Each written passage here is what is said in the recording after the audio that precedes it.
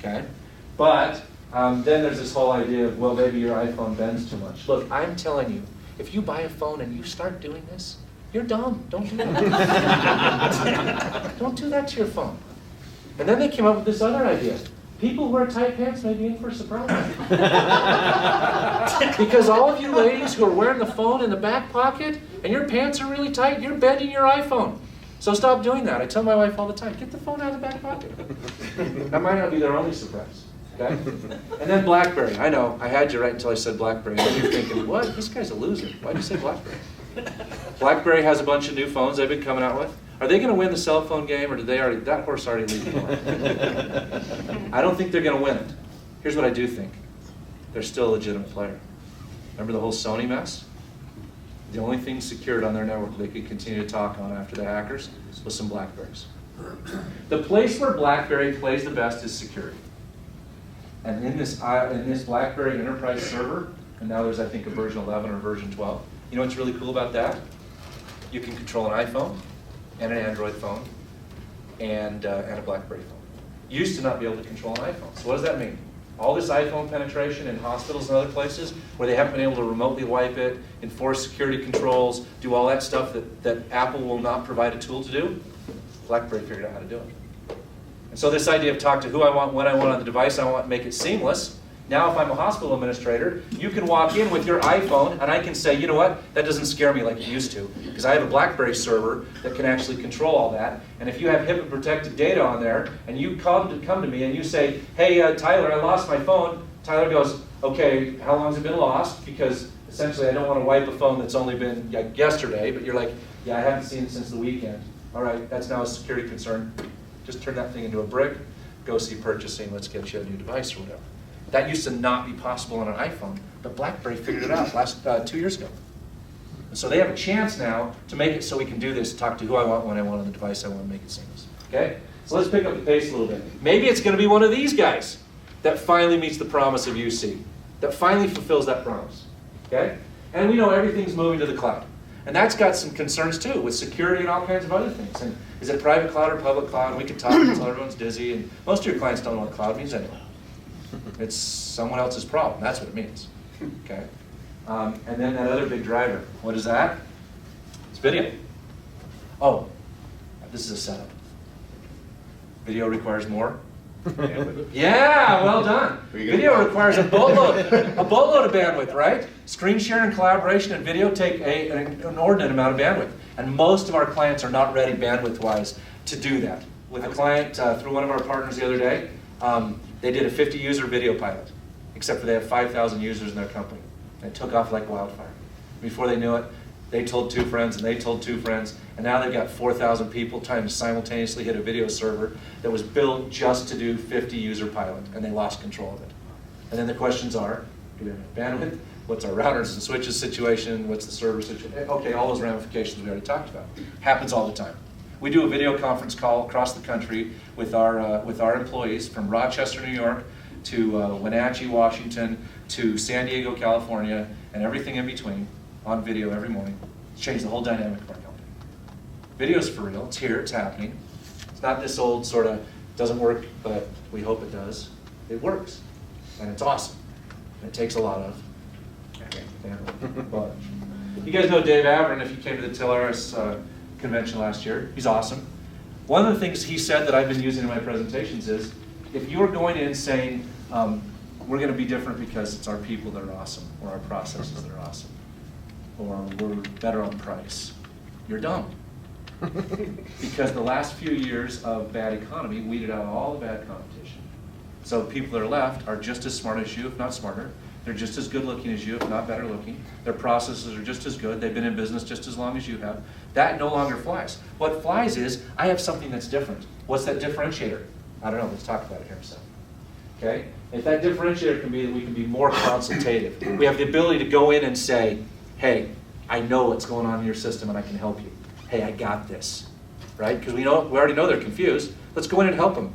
So if we're going to be more consultative, I want sales calls from my team to sound, this is the old way. Hey Bill, this is Doug. I sent over that proposal, thought maybe we'd touch base. Call me if you have a chance. I was Bill, I'd never call him back.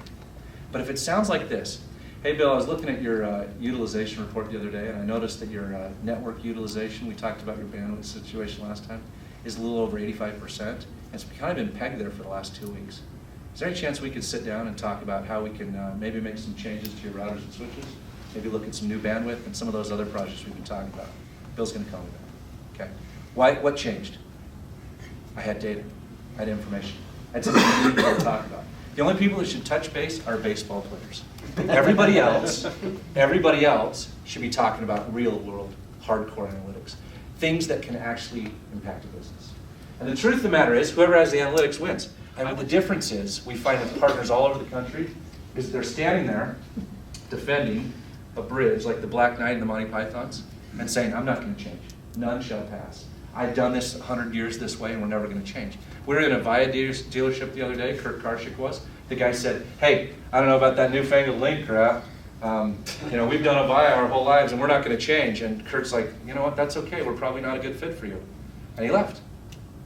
Because we don't have time to kind of help them figure it out. His son, who's kind of the heir apparent of the business, runs out and chases him down the parking lot and goes, hey, Dad's not going to live forever. Can we keep talking?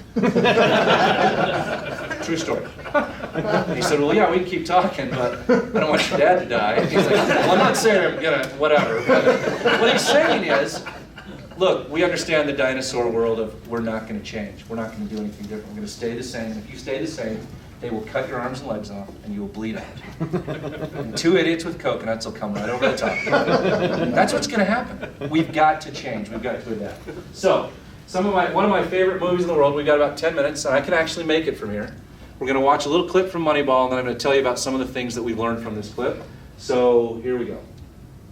120 RBIs. Guys, we're still trying to replace Giambi. I told you we can't do it. We can't do it.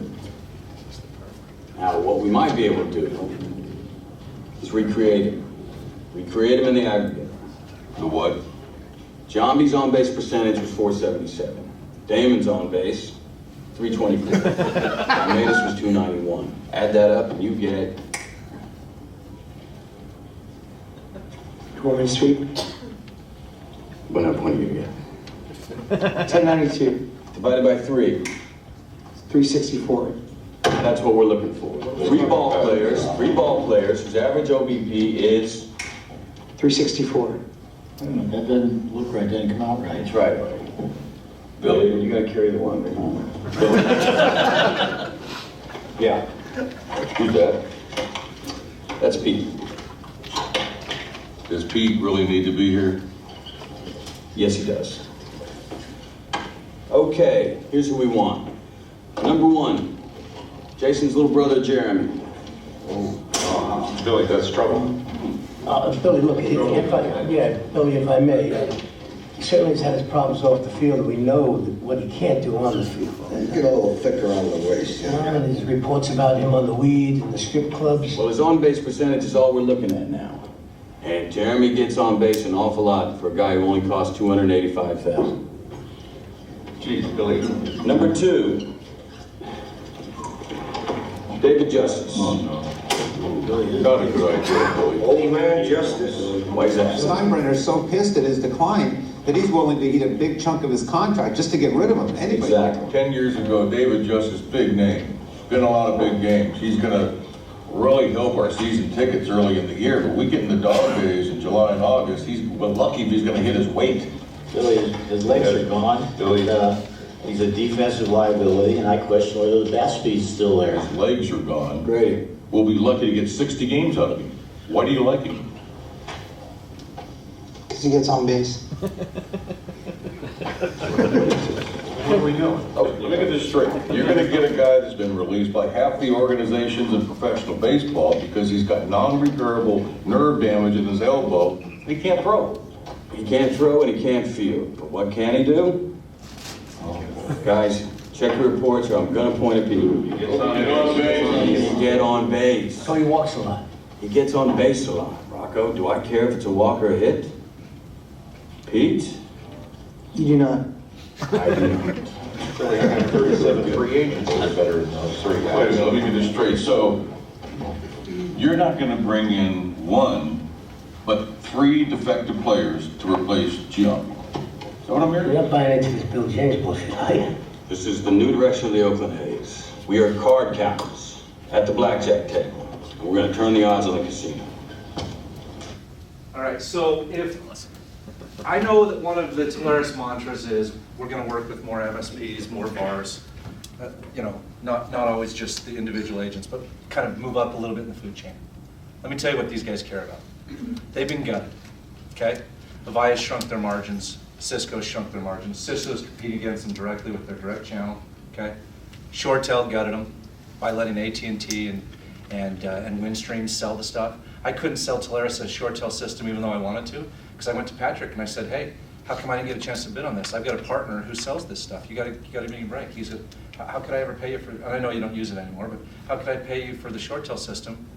Windstream gave us all the equipment in exchange for getting some of their bandwidth, right? That's the world we're playing in.